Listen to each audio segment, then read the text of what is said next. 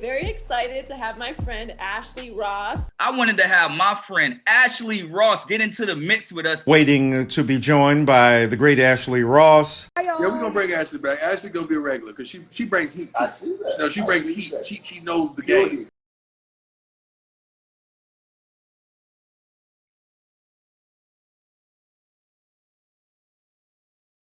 One more time with Ross and Rose.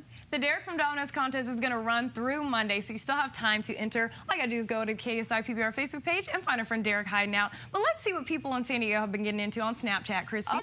Free bread twist. I've seen so many cheerleaders. They're all getting free bread twists. That could be you. Save the cheerleader, save the world. And let's see a side-by-side comparison of how everybody's doing. Now, it is important to note these are only early numbers, and they're only going to represent a small percentage of the total votes that go into selecting the Silver Pigskin winner. Anchor for the Falcons defense, linebacker Louis Bickett. And rounding out our list of 16 fan vote finalists, D1 running back and Utah commit, Lincoln's Kenyon Sims. They're not really all that consistent. What makes you believe in the Bengals?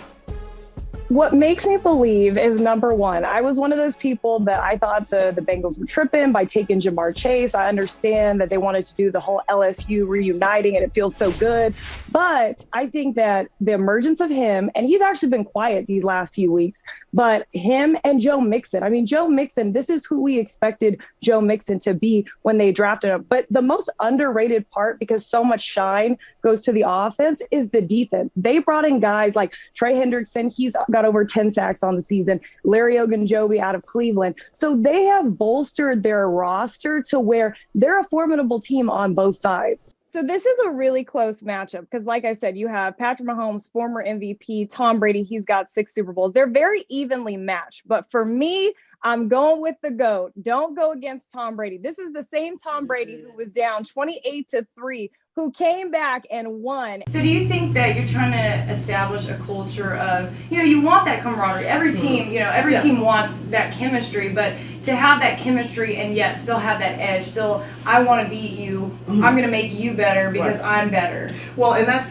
thank you for saying that, because I think most women don't understand, and I shouldn't say just women, but men and teams in general.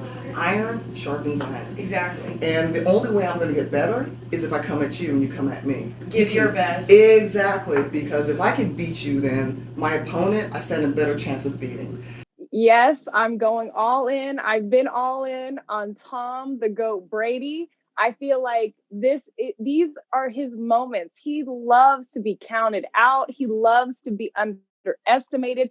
And Tampa really has no business being as good as they are right now. But that is solely because of the air and the confidence of Tom Brady. And I think the thing that is just so overlooked in all this is guys are going to try, let's find another Deion. He is one of one. I mean, he's always been one of one, but what he's doing right now, how could you not send your son to play for him, knowing not only is this going to be a great program, but my son is going to become a great man. Even if he doesn't make it to the league, he's raising young men out there. And I think that really needs to be another real point of focus. So shout out to Prime time, Coach Prime Deion Sanders. It's leverage, right? So you have to strike while the iron is hot. So you look at certain players like a Josh Jacobs. He can sit out right now because he knows if push comes to shove, you need me to be in this offense. You've literally designed this offense with me in mind. And this is a new coaching staff. We'll just use the Raiders, for example.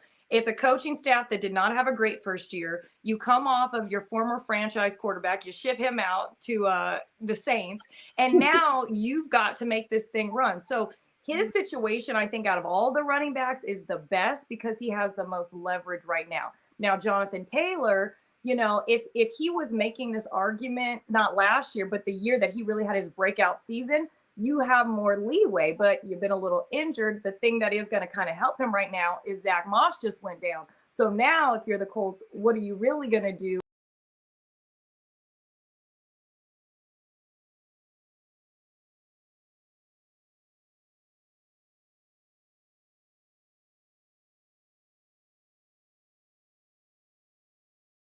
And I knew I had this somewhere, and I found this in the archive.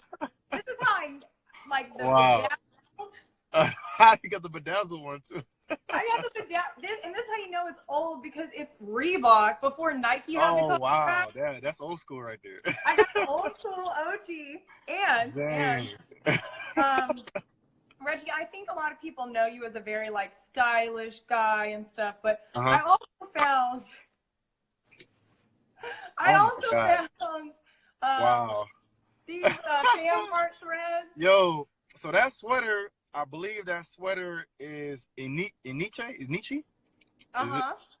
It's like Inichi, and I had like 3 different colors. I had like a green one and a blue one. I had like a black and gray one. I had them like all colors. And I used to rock the hell out of those sweaters, man. That was like, those are my go-to sweaters right there. Like when I wanted to like just fly and impress, like that was it. I would throw that Reggie, you know we live in San Diego, right? It doesn't get cold. Nah, you want to know where I got it from? Take where? a guess. I'll give you Fan Mart. Yeah, Fan Mart.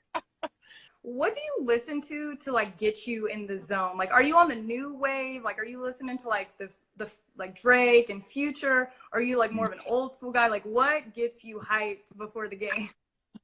I'm more mellow, so whenever I do listen to music, it's like R&B, or Christian music, Kirk Franklin. Now Kirk will give you the energy though. Kirk, when you listen to "Stomp" by Kirk Franklin, or a little Lecrae, he give you a little more of the hip hop feel,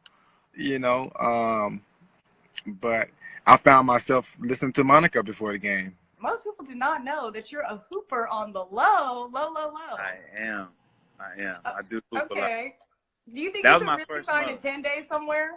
I mean, the Lakers, man, you know what I'm saying? When the Lakers, ready to come get me, squad, right? I'm good. Yeah, Lakers are my squad. I've been a fan since Kobe, Shaq, even before that, Magic. Well, shoot, you're from the IE. Yeah, Ontario, California. Most people don't know where Ontario, when they see Ontario, CA, they think it's Ontario, Canada. But, California do got Ontario. But, that was my first love. I was playing basketball my whole life, and then I actually started playing football to get in shape for basketball. And then, I wasn't blessed to be 6'8", 6'9", so I needed to kind of switch my sport up a little bit. So, final question. When it's all said and done, yes, what do you want people to remember about Cheryl Miller outside of basketball, completely unrelated to basketball? What do you want them to remember about Cheryl Miller, the person? Incredibly giving, incredibly loving, soft-spoken, give the shirt off her back, approachable, and absolutely goofy. Absolutely goofy. Thank you so much. You are awesome. Thank you so much. You have such a tremendous future. Go after it. Thank you so much. Oh, that was amazing.